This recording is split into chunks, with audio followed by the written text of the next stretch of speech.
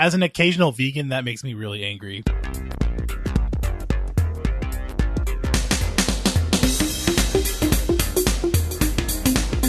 Hello, everyone. Welcome to Irenicast. I'm your host, Jeff, and with me, as always, is my brother-in-law, Alan, and his cousin, Mona. We are post-evangelical ministers and theological thinkers grappling with our place in the progressive Christian world. Thank you so much for joining us for another conversation on faith and culture. This week, we are going to be talking about the rise of bills and political rhetoric surrounding the whole transgender bathroom issue that seems to have reared its ugly head in this election cycle. And after our conversation, we are going to be doing a segment called Wacky News. So for this conversation, I think we should start, obviously, by framing what we're talking about. Specifically, I think the main bill that we're looking at is the North Carolina is HB2 bill, correct?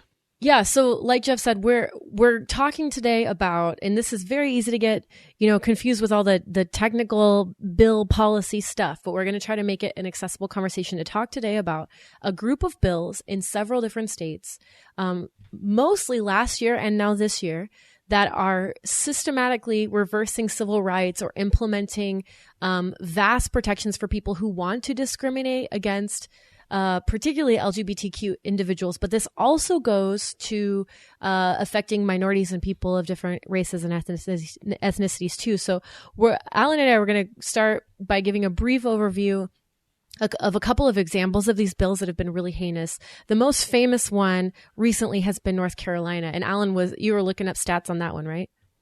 Yeah. The North Carolina House Bill 2 is what it's called. Was passed, and like you said, it affects a lot of different things. But one of the biggest parts of the bill that's most contentious is that it bans individuals from using public bathrooms that do not correspond to their biological sex. Literally, the sex that's on their birth certificate. So it undoes all local laws and says cities and stuff are not allowed to pass anti-discrimination laws when it comes to their bathrooms, and that they have to respect the statewide ban on transgender people using the bathroom that they identify with. Man. And all of that was done in response to the city of Charlotte. Really, that's what started this whole thing. The city of Charlotte, the council voted in favor for adding transgender people into their anti-discrimination laws. And so it triggered this massive pushback by Republicans at the state level and now at the national level. Yeah, and we'll get into the reasons for the reason, like the rhetoric of fear that's being used to prop up these bills. But I want to give a couple of other examples. Missouri last year, so not in the South, which is typically like the Bible Belt is kind of known for where a lot of these issues are most hotly contested. But Missouri recently, last year, passed a bill prohibiting the creation of gender neutral bathrooms, which is a weird way to go about it, right? So really? Yeah. I didn't hear about that. Yeah. And then really recently, this month, actually, Mississippi passed a bill that's even worse than the bill Alan was just describing. And I just want to touch on a few things. It has religious exemption for denying people housing and jobs. In addition to the bathroom issue, you can refuse services to gay people, specifically wedding services. Parents can do conversion therapy on their adopted and foster children if their kids are suspected of being transgender. It grants organizations immunity from enforcing bathroom standards. So it doesn't actually stipulate the bathroom standard itself, but it says that you can't prosecute like schools or institutions for enforcing bathroom policies. So that opens a huge can of worms, right? It also, this just blew my mind. It also gives immunity to physicians who refuse to treat LGBTQ individuals and denies people in vitro fertilization rights and gives immunity to clerks and justices to not perform legal, because gay marriage is legal now, so they cannot perform legal ceremonies and they can't be prosecuted. And so it's just... all of this is in addition to a Religious Freedom Act that was already passed last year by the state. So this legislation is ballooning in a lot of different areas. And now in Texas, they're talking about a bill that has not passed but is pending to fine people up to $500 for using the wrong bathroom.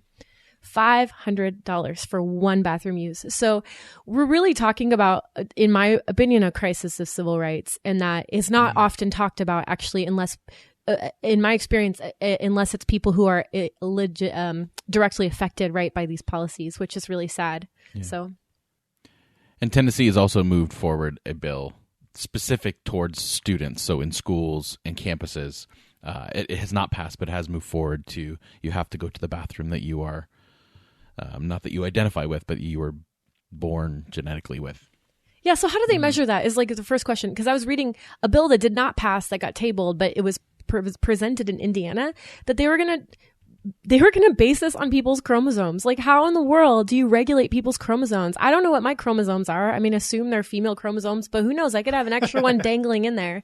Like, it presumes that intersex people don't exist, or that biological abnormalities don't exist, and we literally live in a binary world, when science is like, you don't even have to be like an evolutionary scientist or believe in, like, you know, evolution or any of that to just recognize the simple biological fact that DNA holds different types of chromosomes from the typical XX or XY, right? So how can you regulate that? It's crazy. Easy. Well, you stop and not only that, at the DNA level. Oh my god, that's it.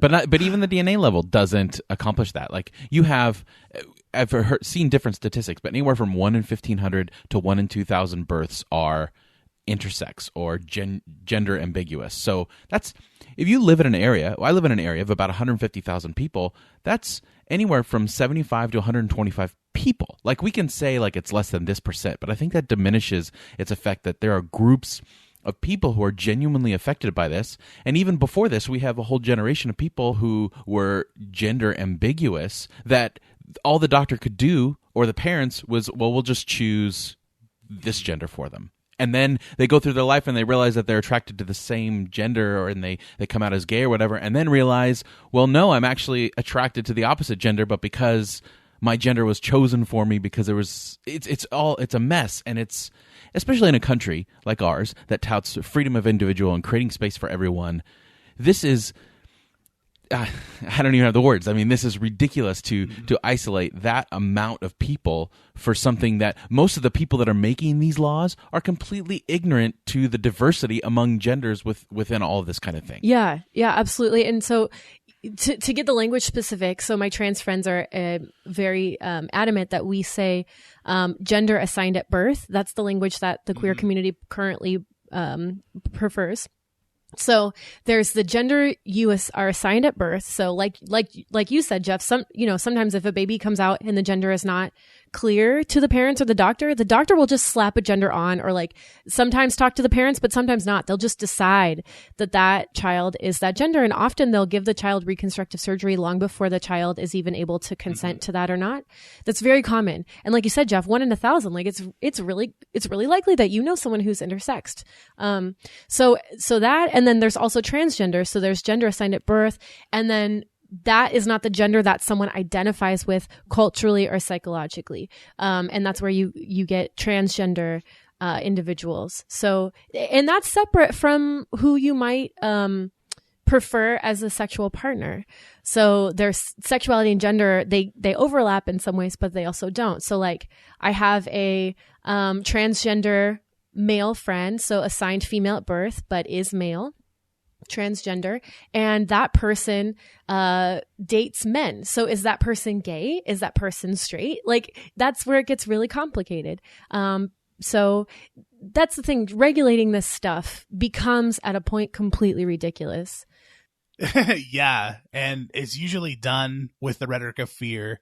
And the biggest inconsistency for me in all of this is that there are people pushing these laws because they're afraid of the physical possession of the bodies of, quote unquote, the women in their lives. My daughter, my wife is going to the bathroom. You see this all the time. And I don't want some man who identifies as a woman coming in and preying upon them. But what the people who pass the laws don't realize is that they are opening up a window for the government to physically possess the bodies of people who are transgender. So you see videos coming out of people who are in the wrong bathroom, or even people who are female in a female bathroom, but they don't look like it, getting grabbed by security guards and ejected. And oh my God, that made me cry watching that happen. Yeah. Oh my God. Yeah, or testimonies of, I saw one of the plaintiffs in North Carolina, I don't remember their name at the moment, but is transgender male, so assigned female at birth and male, identifies as male. And they were saying they have to choose every day from getting like beat up or harassed. Like if they go to the male bathroom, they don't quite fit. And so they get harassed. And if they go to the female bathroom, they've gotten physically assaulted for being there because they look like a boy in the girl's bathroom. And so going to the bathroom, which is like a basic human necessity, every time that happens, it's a moment of fear for these individuals because they don't know where to go and they don't feel safe. Like that's what I think people have a hard time wrapping their minds around. The bathroom. The bathroom. People are so worried about protecting their children against people who pretend to be transgender that they forgot to protect their children who might be transgender. You know, we forget to protect the people who are at risk. I mean, there's been studies done that transgender population, at least in our country, is an at-risk minority. They face violence and persecution, whereas in other societies, historically, intersex and transgendered people have had a place of honor and respectability in a society. Ours has been nothing but persecution for our whole history long. So it's if it's a question of fear and protecting people, I just want to let at least my Christian family out there know that we are failing to see how this affects individuals, except for the ones in our minds, right? We think criminals are going to take advantage of the anti-discrimination laws, which is just kind of, I don't know, it's kind of crazy in my opinion. Well, the guise of protection, I mean, I don't know. Let's be honest, it's ridiculous. Like it's the same tactics that when we talk about like terrorism and all that kind of stuff, where you have you hold on to this one thing and you use it as this default reason for putting this forward so that you're somewhat justified in your discrimination and your hate and all that kind of stuff, or whatever it is. Like I don't even want to say hate for some people. I think it's just plain ignorance. Like I said before, like no one's really taking the time to find out the nuance of this particular issue, and no one's figuring out any way on how to include people. Like, it would be one thing if the rhetoric was surrounded around, like, okay, here's a problem, here's what I want to do, but how do we begin to have a dialogue on what's a good solution for all this if we're going to all share a public space? But that's not it. It's, here's what we're always done, here's the way we've always been, and we need to make sure that we protect our quote-unquote traditions and move forward from there. And we do it under the guise of quote-unquote protecting them from some sexual predator, which statistically less likely to be anyone who's transgender, or even even homosexual or gay or whatever. You're talking about people protecting their faith traditions or whatever in this, and that really that's what it boils down to, is that there are some people who believe being transgender is a choice and it's a wrong choice, and we need to combat that at the government level. What's really sad is I look at my faith tradition and I see radical hospitality being the main default setting of my tradition.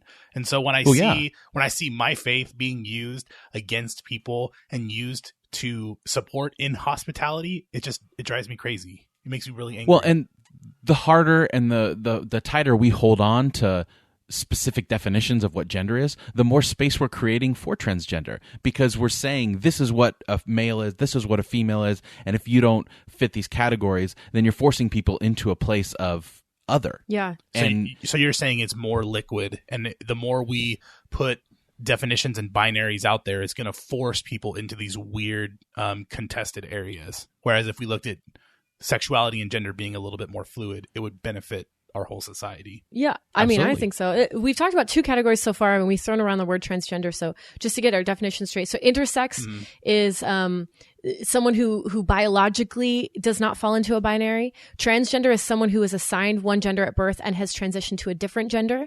And genderqueer is a third category that we haven't addressed that also affects, these bills also affect a lot of genderqueer people who have intentionally ambiguous or third gender.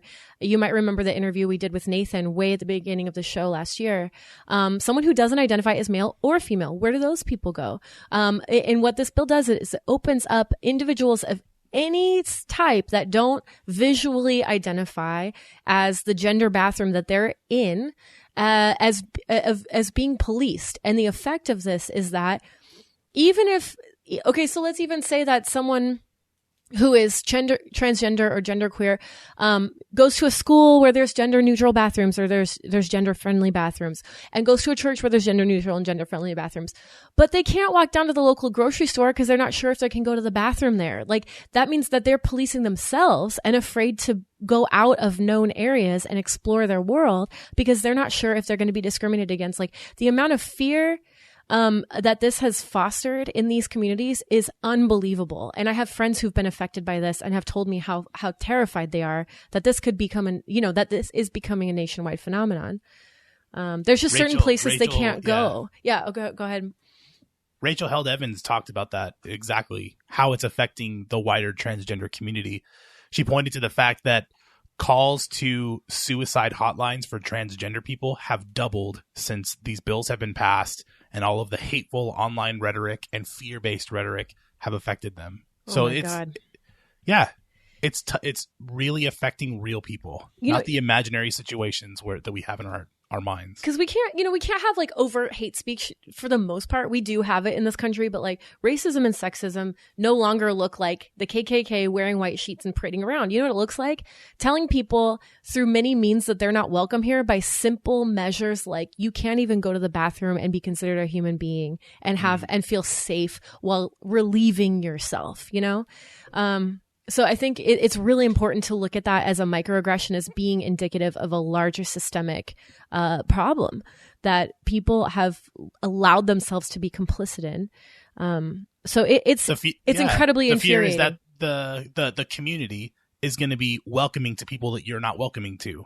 That's why they got so upset at Charlotte and other places, is that when your community says we're going to welcome these people and let them know that they're not going to be discriminated against in the public sector, you get people really upset because they don't want those people or those ideas or their quote unquote lifestyles. They don't want that welcome in their communities. So it's honestly hardly different than one ethnic group getting upset when a different minority or other ethnicity moves into their neighborhood and they form a petition. It's like, it is civil rights. And that's the thing. If you say that transgender and gender identity issues are not civil rights issues, then you're writing off a whole bunch of people. And that's the big disagreement right now. 50 years ago, say that's not.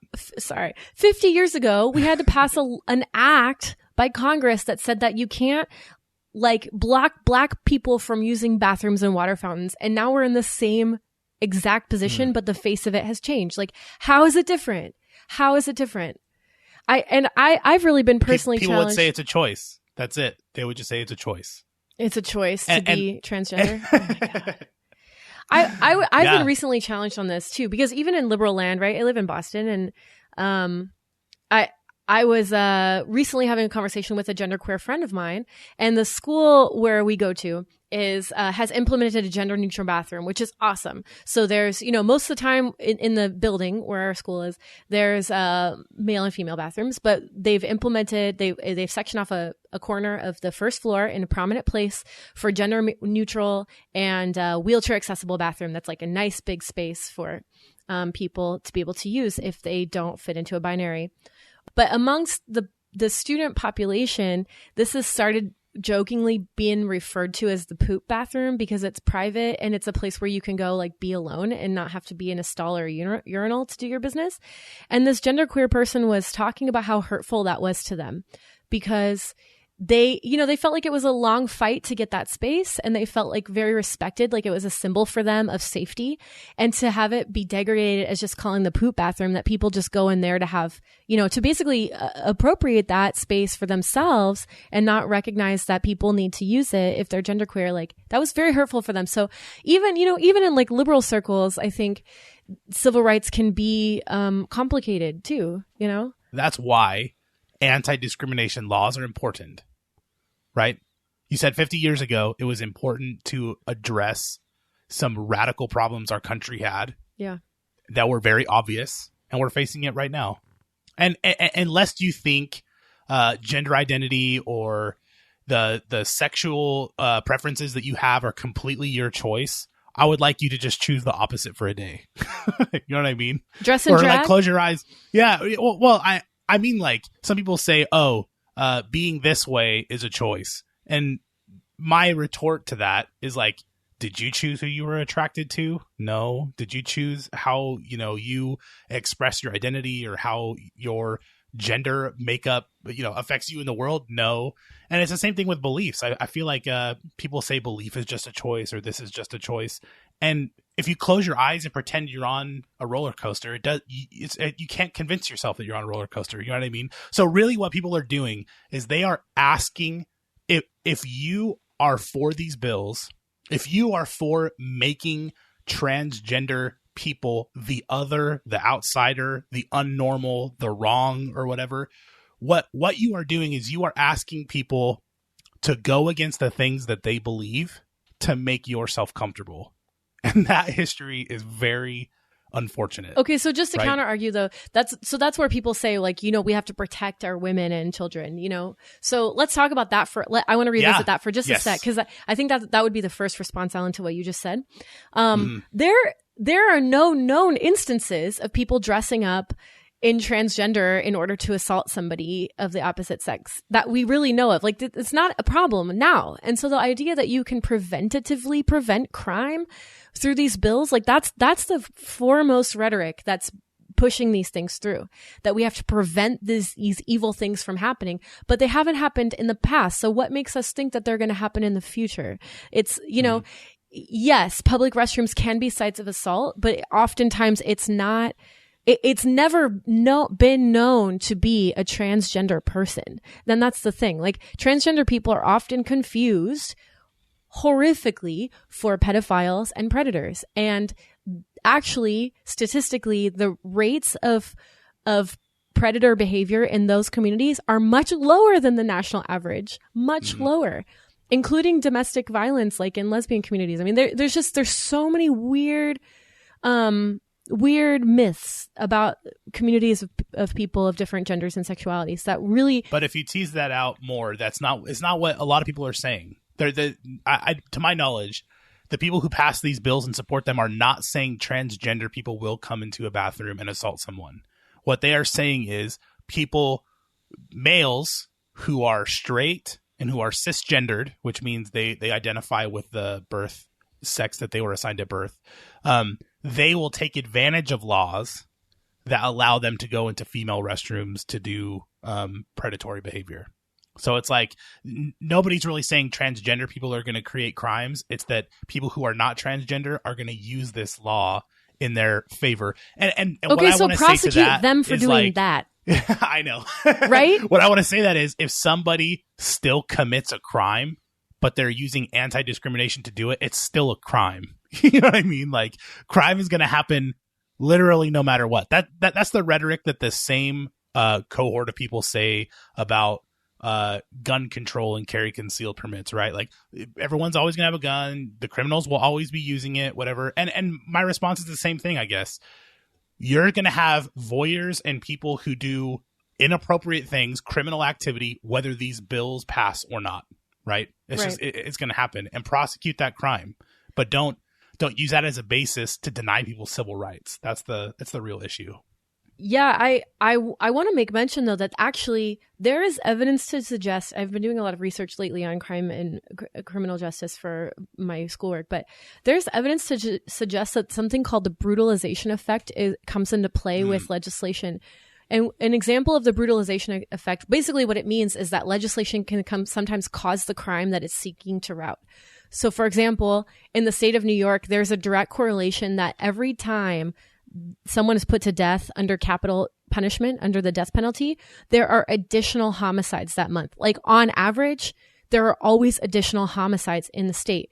And it suggests that when the state uses violence or coercion or force to police or punish its citizens, it heightens social anxiety and causes more of the same types of crimes that it's seeking to put an end to. So ideas of deterrence, actually, criminal philosophers and criminal theorists will say that actually works in the inverse a lot of times. So it's possible that passing these laws can actually make people more violent toward each other in these spaces because there's heightened social anxiety around gender and policing.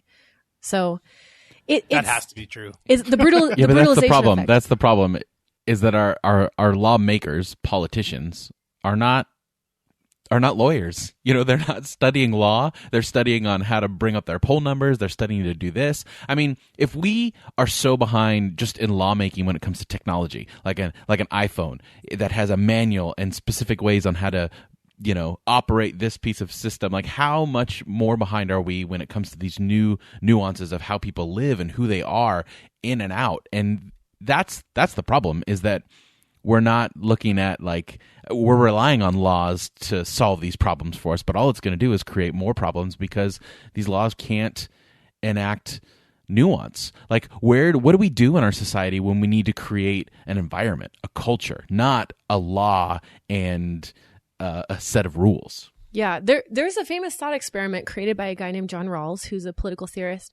And this has some issues, which I can speak to in a minute. Maybe we can debate about it. But the thought experiment is called the veil of ignorance. And he said, let's pretend, like, this has problems with it, so just bear with me for a sec. His work was a few decades ago, but he said, let's pretend that we're all disembodied souls up in heaven or something. This is a gross, like, oversimplification of this, but this is how it goes. We're all disembodied souls in heaven, and you're going to be sent to earth, and you don't know what body you're going to end up in. And given the fact that you don't know, you could be anyone. You could be Native American. You can be a prisoner on death row. You could be a paraplegic. You could be anyone.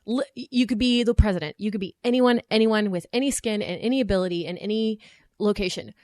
If that were the case and you didn't know where you were going to go, what kind of world would you design? Yeah. I love that. You love it? Well, I mean, okay. I do, because I think there are some people who would never even think in those categories in broader, so like step outside of themselves. It kind Obviously, of, there's like... Yeah. It kind of it forces people to empathize in a different way, I think. But it presumes that you can also know other people's experiences or what it would be like to be them, which is problematic. Mm-hmm. So take it for a grain of salt. But I think that's the question we're kind of circling around, is creating a world where everyone feels at least safe for basic human necessities, right? Yeah. Instead of a world where the ruling mass is the one that makes the choices. That there are people who are not a part of the norm that still have a space in that community. Yeah. Yeah. And norm, the word norm is really interesting. A lot of philosophers in the last few decades have taken up this idea of, like, what are norms? Where do they come from? But so a norm presumes, like, a kind of a statistical average, and something that's considered normal, but it always presumes that there are things that are outside the norm that exist, right? Because otherwise it would be universal, right? So universal would encompass 100% of the sample size. A norm is like 80 or 90% of the sample size, let's say, but there's always those margins, those fringes on the outside of people who don't fall into that category, such as non-binary gender people. And so you can, I think it's a faulty assumption to say, well, if we let transgender people in, quote unquote, or we let queer people in or intersex people in to the norm, then we have to completely erase our gender binaries that we like. But that's not true. Like, that's what queer people are not trying to take away your male and femaleness for the most part. Some people maybe are trying to say that the whole thing needs to be thrown under the bus, but those individuals are not trying to change you. They're just trying to have space to be humans, right? So I think that's a really important point to me, is like, being inclusive doesn't mean you have to change your identity. It's just letting other people determine theirs. Yeah. That's it. Yeah, that's it. I just want to say one more thing before we move on to other parts of the conversation or to the segment. If just doing our own little thought experiment, there are people who have transitioned from male to female or from female to male, whatever. And if they went into the bathroom that is on their birth certificate, they would be unsafe. Yeah. And the people in that bathroom would also feel unsafe because of the way that they're expressing their gender. There are some people who have transitioned to male. If they went into a female, quote unquote, bathroom, it would cause an uproar. Nobody would feel safe. Yeah, exactly. So the very problems that we're seeking to avoid, we're creating with these kinds of bills. So, and how do you, and you know what? Also, an unenforceable law shouldn't be a law. That's just my opinion. I think if you have a law that cannot be enforced, it should not be on the books. And what are people going to do? How do you enforce this kind of law? Who carries their birth certificate around? Or like, are you going to police people's genitalia? That seems like a little excessive to me, right?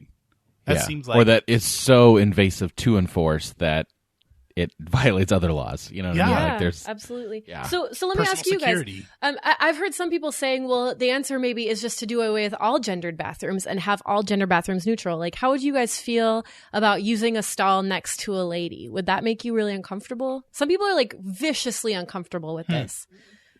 Well, I'm uncomfortable with stalls in the first place. I don't care who's on the other side of that. Like, I'd put in a damn wall because but that's just me. No, I agree with you.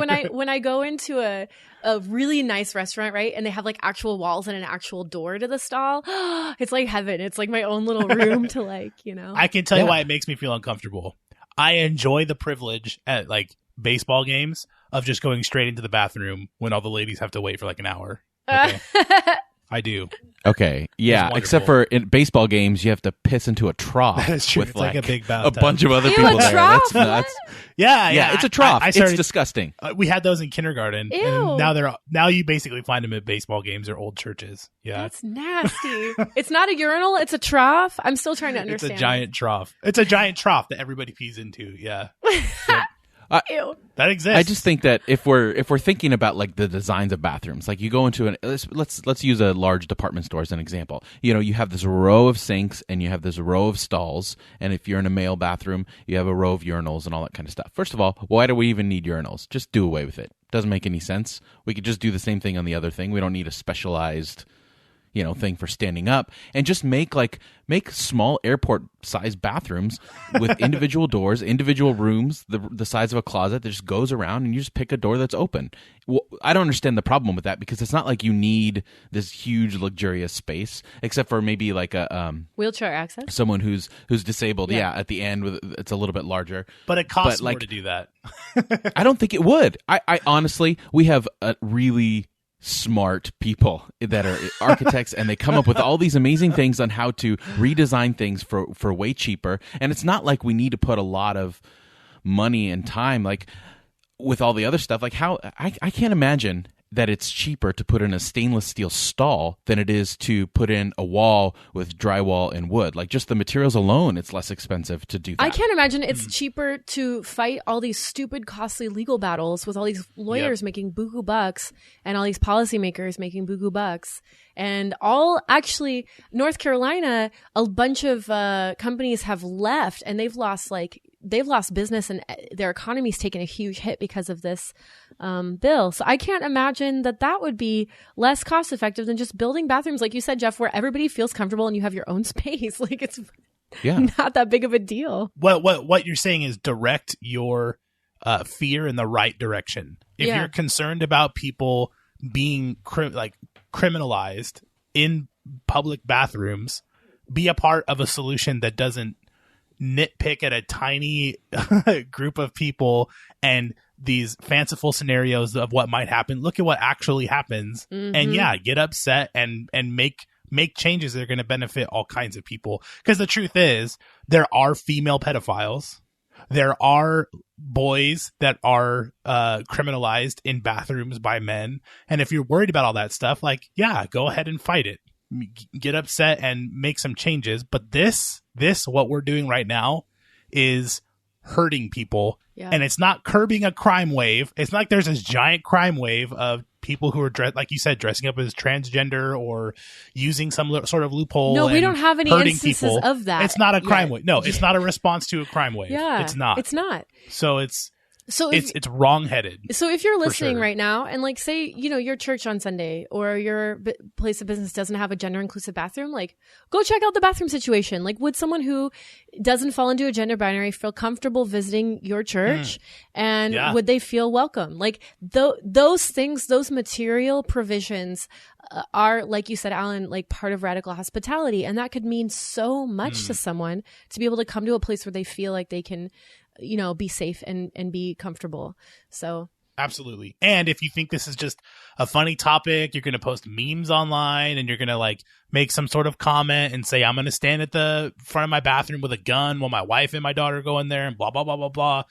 Realize that your rhetoric has consequences. Yeah. Like we said, more calls to the suicide hotline. And it's not just because of the bills. It's because of us. It's because of the way we've talked about this topic as if it was a topic and not people. And that's always the problem. Yeah, because really the people crafting these bills are like a handful of lawmakers, right? They're actually, they say they represent the people, but they don't actually. And there's a ton of North Carolinians and Mississippians that don't agree with this bill. But I think it's the perception that there are mass amounts of people who are against their person is what creates that fear for Well, there transgender kind people. of are. There are. If you look at my, but there's not that many. many. Oh my goodness. Really? Well, there are. There's one meme that's gone around that I've seen that made me chuckle. Is that I'm not worried about someone transgender coming into the bathroom, but it's someone who's carrying a concealed weapon. Yeah, I'm much more worried about. Like, yeah, and that's the thing is that it's picking and choosing which safety is important to you. And that's the problem with when we judge anything on safety, because safety is based off of our personal experiences. We don't really, with the exception of, war and major disasters, we don't really have a unified thing on what makes each of us feel safe, because it's totally dictated on our personal experience and what we've encountered, and we can't universalize that. Like, my sister is afraid of certain things, and my wife is afraid of certain things, and I'm afraid of certain things, and none of those things are going to be unified, and I can't create an environment where all those things are universal to each and every one of us. And the problem is that it's an inconsistent rhetoric on the other side as well. Like, you're saying we need to give people the right to choose what they want for the safety of others. Well, and we've talked about this before, but what about the safety of the person that's getting dragged out of the bathroom because they don't look a certain way or they don't meet a certain way? And that's the problem when we use this rhetoric, because it's so specific to so many different people and what they consider safe, is that there's no way to come to a middle ground. All it's going to do is create a greater divide. And I think that's just indicative of this political season in general. And it's astounding to me that this continues to happen. And every time we turn around, I feel like it's astounding to me, as not just for how horrific it is, the way it views people who are not quote unquote normal, but to me, as I read the Constitution and the founding of our country that's based on innocent until proven guilty, we have the opposite attitude toward people we fear in this country, or we're taught to fear. And we criminalize people quickly before they've done anything wrong as a preventative measure. And I'm talking about people of color, people of different genders and sexualities, all kinds of people. We just, people who are accused in the courtroom, anyone. They're already, they're guilty. Yeah. Yeah, they're already guilty. Before they've done anything, or before it's proven, So I think we really need to take a step back and say, like, how much do we value our actual democracy that is based on actual legal process, and not just have these witch hunts, It's scary. It scares the crap out of me. It's consistent, at least. When we as a nation decided to preemptively bomb another country, it was over. Honestly, this scandalized our entire generation. All we are people who preemptively strike. That's it. Well, God forbid that we should be criminalized because we were unwilling to hurt or kill or maim someone before they did the same to us. Isn't that just animalistic? Like that's how like animals act in the wild. They'll attack because they're afraid. They don't have the ability to reason and to gauge a situation and to talk with another person and figure it out. That's an animal response. Like, we've been reduced to animals. We've allowed ourselves to be reduced to animals in the way that we knee-jerk respond to these situations with aggression. All right, well, I think we could go so much I'm more so freaking around upset, and around and you around. guys. So before we close out this conversation, what are your takeaways? What's the last thing you want to get out there? Just one. It always comes down to this for me. You have to humanize these topics to be able to talk about them appropriately. So if you're going to talk about this online, or it's going to be a part of your world, get to know some transgender people. Rachel Held Evans posted that post, and we'll link it in the show notes, where she just cites the fact that the suicide calls have gone up, but then she gives some stories of transgendered Christians, of people who experience, their experiences and their stories. Get to know some people and start to think about how it might affect them, and realize that they need safety and protection just as much as your own kids do, because some of them might be your own kids. Yeah. And along those same lines, think about how many times a day you go to the bathroom, how many times in public you need to go find a bathroom. And then think about every time a transgender or queer intersex person goes to use the bathroom in public, it's an act of like resistance and activism. Like I think about a friend of mine who's genderqueer, who doesn't actually still identifies as female, but very much looks like a boy. And she will go into male restrooms, and I've seen her go in and out, and I can see this look on her face, like she's kind of studying herself for the possibility of an uncomfortable interaction. But she feels more comfortable in general with the identification of what the male bathroom means. But I realized watching this take place that she sees it as an act of resistance to oppression to go ahead and use that boy's bathroom because that's her right as someone who has freedom of choice and freedom of their body, right? And so to think about that, the act of defiance that goes into that, and actually the fear that those people must feel even when they are being courageous in asserting their right to use the bathroom, people to use the bathroom. Okay, so that's kind of where I'd like to, like you said, trying to get yourself into, the personal realm. Get away from the theory, get away from the debates. Like the people we know do exist. Yeah. Not the people that we make up in our minds that are taking advantage of these laws, but the people that actually exist. Yeah. That we know for a fact exist. Yeah. Yeah. Yeah. And I would say the same thing. I mean, humanize it, and never start any conversation about a group of people that you're unfamiliar with by saying, well, I wouldn't, because that's exactly the wrong place to start. Yeah. Because you can't compare your experience and your life to someone else's who's totally outside of the realm of the things that you've experienced. So you have to take the time and the effort and put aside your ego and put on new lenses, or at least try, because you'll never 100% understand, but you can at least gain enough insight to be, you know what, this whole area needs to be rethought for me, and I'm in that process. And you're not going to give yourself the room for that process if you just spew out whatever you want and whatever you think because it doesn't match up with your life. Well, so, our anger has been slightly abated by talking about this. Mine has at least. I feel like I'm a little more focused. Yeah. All right. Well, let us know what you think. If you have anything to add to this conversation specifically, you can do that at irenicast.com/61. We'll also have links for some of the stuff that we talked about. And then anytime you have any questions, comments, or concerns for the show at all, you can do that and see all the ways to contact us at irenicast.com/feedback. And finally, don't forget about our ongoing discussions happening right now on our Facebook group. It's facebook.com/group/postevangelicals. And actually, the article that Alan mentioned earlier about the Rachel Held Evans, he posted that on this group for conversation. So if you have more to say about that or you'd like to read that, go to that. And again, that's not connected to the show itself, but something that we want to provide, sponsored by the show, I guess is a good way to put it. Public service. Yeah. Yeah, to have ongoing conversations for those of you that are coming out of a very fundamental conservative evangelical background and trying to maintain your faith and look at it through new lenses. So that's an ongoing thing that we just started last week, so we encourage you to check that out. On the other side of the music, we will be bringing back a segment called Wacky News.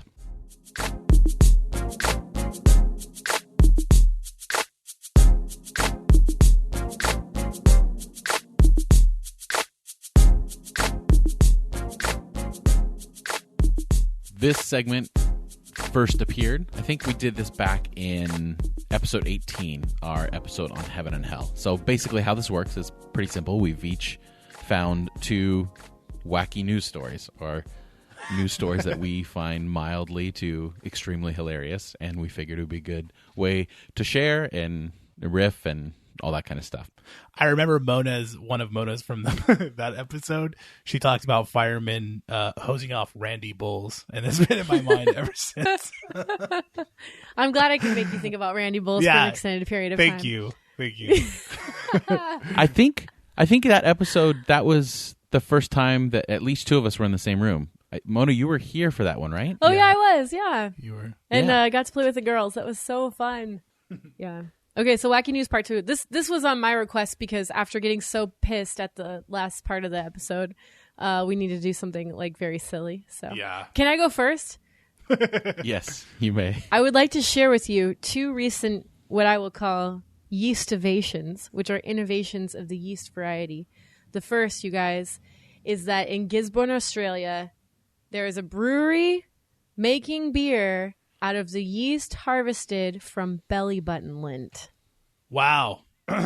That's gross. That brings a whole new meaning to the term beer belly. That should be what they're my calling gosh. it. Let's see if it has a name. Right. Yeah. And if it's That's not, fantastic. If it's not, then they're not very good marketers because that's the obvious way to go. They've missed the boat. That's so funny. Yeah, it doesn't say what the name will be called, but anyway, that's pretty fantastic. Okay, so along with that, another yeast innovation that I'm excited about is that now a pizza place in New York is now making a pizza that comes in a box of pizza. They're making Oh, the edible box pizza. I edible almost went with that one. box I almost went with pizza. that one. That's disgusting. Oh my god! No, it's not. It's so awesome. I want it. No, that's brilliant. People are gonna. Do they deliver it with plastic gloves? Because if not, I'm not interested. You germaphobe. I'm sorry. I don't well, want the someone thing to put their hands in my mouth. It just doesn't feel right. It cuts down on waste, which is so cool. It's environmentally friendly. Okay. Yeah. Oh my gosh. It looks so good. I'm staring at a picture of it right now, and I Seriously, want it. how does that work? Is it like the crust side is the outside? 'Cause Yeah, I'm trying to figure it out. yeah, and the inside is the pizza side, and the pizza rests on the pizza, so it's like you're gonna have cheese on the bottom, So I guess maybe they'll It's the figure out a dumbest way thing. to. It's called a calzone. No, it's not. No, it's a pizza box made of pizza. Okay. Okay, so those are my wacky newses. I'm excited about Very both of nice. those things. Although I Very don't know nice. if I would drink the beer. I might try it, but it's not going to taste. I would probably I'd try drink it. the beer before I ate the pizza. Honestly, Really? Alan's got somewhat of a point. Well, I worked at pizza delivery for a good portion of my early 20s, And you have fond memories of that, Jeff. You used to talk. I about know what happens in the transition from the pizza place to the house, and it's Ew. not always Ew, what? pretty. No. So if there's no box protecting that food, I don't know. Wait, what kind of offenses In my are mind, we talking about here? It's just like the Toy Story car driving to deliver the pizza, and like the toys are flying around in the back, and the pizza. No, it's not just like against that. The window. It's worse than that. It's wor- It's worse than that. You're gonna have Jeff? to be Well, more because you have to specific. think, you have to think, first of all, think of environment. Like, not everyone keeps their car pristine, and pizza delivery people do not. When was the last time you actually looked inside the person's You're car offensive. who delivered You're your But being there's a offensive. protective casing. Is that like the bag thing that protects? Still. There's actually really cool pizza cars that are making that like open up the side. I saw it on Hulu. They're opening up the side of the car, and it's like an oven, so it cooks on the way to Ooh. your house. I would don't like know. my We car to we cook had pizza. a guy that would take the pizza out of the oven and then slice it, but one of his slices was super thin, so he'd eat like a thin piece of pizza from every pizza that came out of the oven. Hey, that's just biblical. Eating a certain percentage. All right.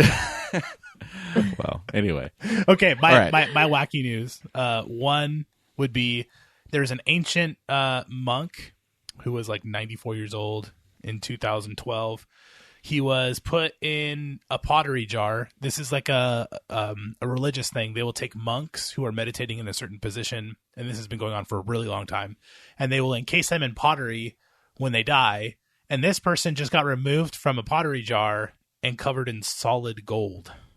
So he's sitting in a meditating position in solid gold. It's pretty amazing. Awesome.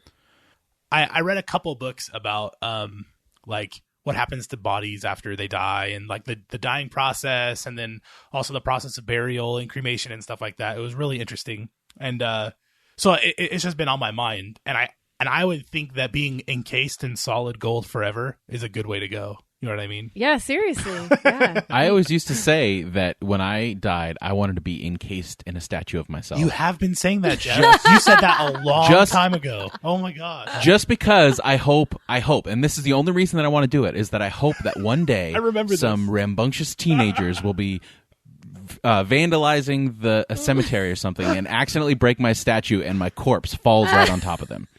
Scares the crap out of them for the rest of their lives. Jeff told me that within the first year of knowing you, dude. Like maybe 10 or 11 years ago. You told me that.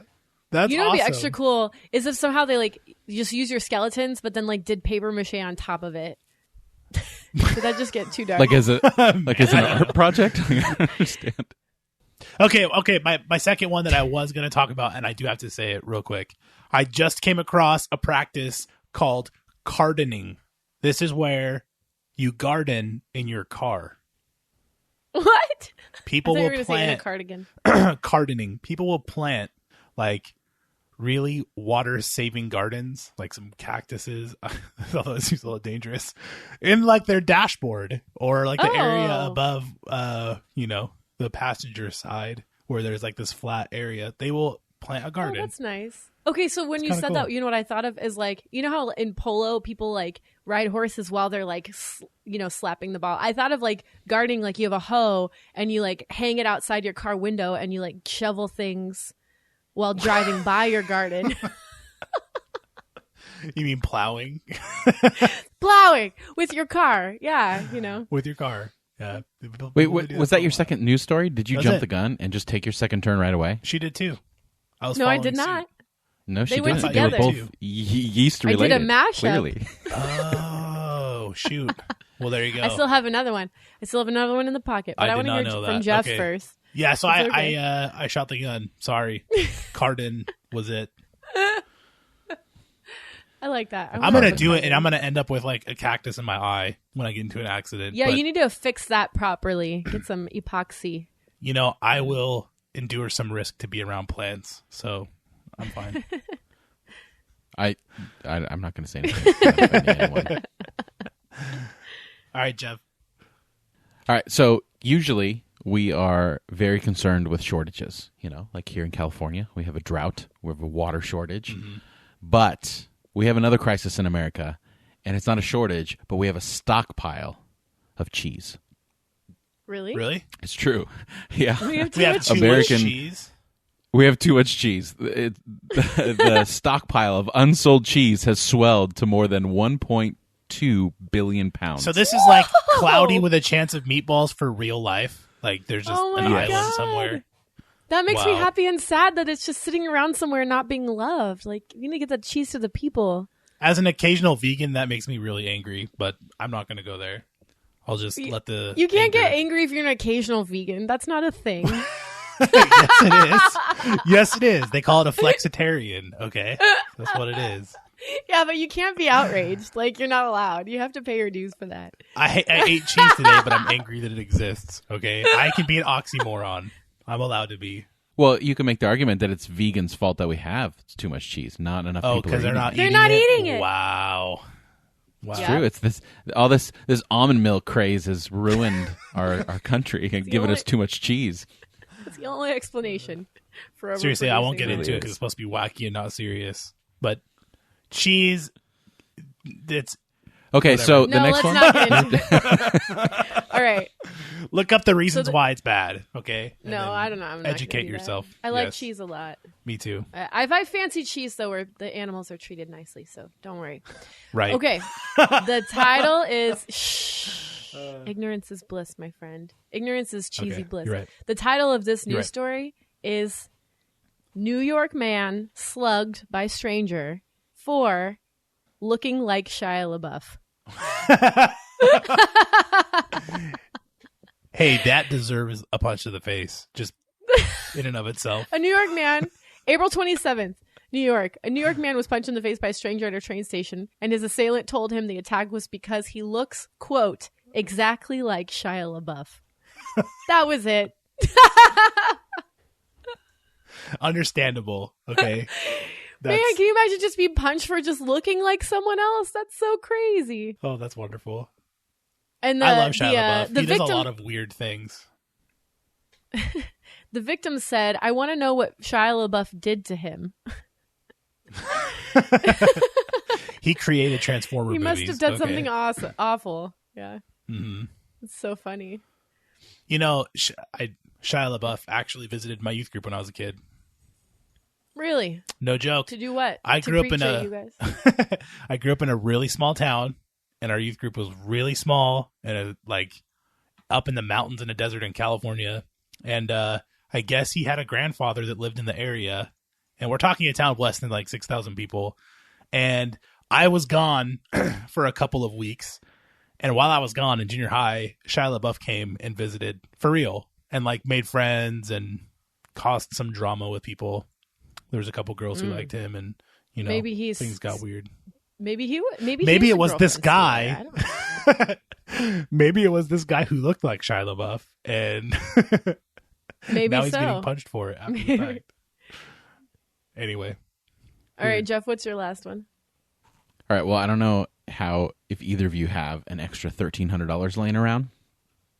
And if you do, and you happen to really like kebabs, then there is a chef in London who is charging $1,300 for his kebabs.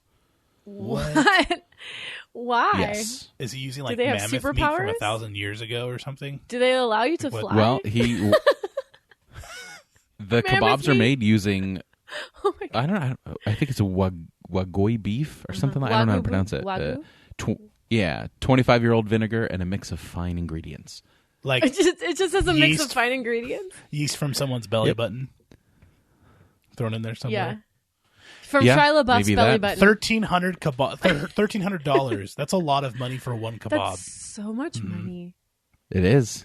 Hey, people, Yeah. I'm It says selling, that he's not on some high horse because his kebabs are worth $1,300. He actually encourages someone to do a better job, and not in an "I'd like to see you try" kind of way, but in a super genuine and enticing kind of way. Whatever that means. Did he actually say high horse? That's what I want to know. If that's a straight Yeah, quote no, from there's him. quoted him. I would like to. I would think pay so. $1,300 just No. to meet that guy for real. Yeah, so there's even a video here on him Sounds making his Interesting. his kebabs. $1,300, 1,200 pounds, $1,300. So in case you So were he's wondering, saying make a better kebab than me, but not just to make a better kebab than me and show me up, right? yeah, make me one for less than $1,300. That's hilarious. Oh my word! It's on my life Unbelievable. goal list to actually eat or drink something that's 100 years old. That's what I a was But you won't strange touch thing. an That edible pizza box. You're right. yeah, seriously. Yeah, what has that 100-year-old thing been through? Just think about that for a I don't know, minute. alcohol. There could be alcohol, which is probably way expensive, or like honey or something. Why there more was than a- 100 years old? There was mammoth meat on sale for real back in the day, like a couple years ago. No. They sold frozen mammoth meat that had been frozen for like thousands of years. They thawed it out and Whoa. cooked it up and sold it Was for it a lot of money. delicious? What did it taste like? I have no idea. Man, mammoth meat. Like That's success, crazy. That's gross. like you've made it in life when you can eat a mammoth. Yeah, and I've known for a while there's like burgers and stuff that they use Mm-hmm. gold flakes and crap and desserts, but I've never heard of kebabs that cost more than $1,000. Me neither. That's crazy. I am not People going are to be nuts, man. woefully unsatisfied with every kebab I eat. Thank you, Jeff. I would feel so guilty eating something that expensive that I would not be able to enjoy it. I'm not even joking. Probably. Even Yeah. if I had the means to do it, even if that was a drop in the bucket, I would feel so guilty. Like this money could be doing something instead of just making me poop. So, yeah, that's the or theme of the blocking day. up That's if you the- put a bunch of that extra cheese on it. exactly. You are patronizing him to do his art because he sounds like he really loves his art. All right. Well, No, Do your because it art. doesn't even like I'm looking at this video. There's nothing artful about what he's doing. It's all about the expensive ingredients. Like so all those like Wall Street bros can be like, you know what I did today? I dropped It's the Instagram $1,500 on some Yeah. thing." They get to complain about it. The Like, rich kids of Instagram. That's oh what my that's God. serving right Yeah, there. that's totally what that is. Yeah, there's a market. There's a market there. So all we have to do, you guys, is like make some stupid thing and then charge so much money for it. That's that's the new capitalist way. So we live in a world right now in a year where we are overturning civil rights laws and selling kebabs for over $1,300. Awesome. and have way too much cheese Well, 1 Go in 5 humans. people go to bed and hungry. and Wow. are punching people because they look like Shia LaBeouf. You know what? Yeah, that we've lost actually our makes damn me minds. happy. We've lost our damn minds, is what that means. That's the one bright spot for me. In all You of this. you're happy. Wait, because you you're- love people, Alan. Because You you lo- love people. and you're a pacifist, and you're happy that some random guy got punched for looking like Shia LaBeouf. Yeah, it's just full of meaning and humanity. What? I have a feeling your story from youth group is more personal than you let on. Maybe Shia LaBeouf took away a girl that you were interested in, and you're still harboring Still bitter. I'm still that heartbroken. bitterness. Yes. I'm heartbroken I no. wasn't there. That's why I'm angry at him. Maybe one day Shia LaBeouf will be on our show. Maybe. Shia LaBeouf, are you listening? Are you religious? Would you like to talk about it? Or we could just have you Oh my on goodness. in total silence for an hour because You can come to my house. I'll make you some kebabs. Perfect. All right. I think that's it. That'll do it for us We'll this put week. it in the show notes. Go watch the Shia LaBeouf song, everyone. The orchestra about Shia LaBeouf. If you've enjoyed anything that you've heard today, we encourage you And we sure to hope support you the show have. by rating, reviewing, and subscribing on your preferred listening platform. If you've already done that, go to irenicast.com/support for even more ways to show some love to the show, despite what we just said in this segment. So, for this week, I'm Jeff. I'm Mona. And I'm Alan. Thanks for joining the conversation.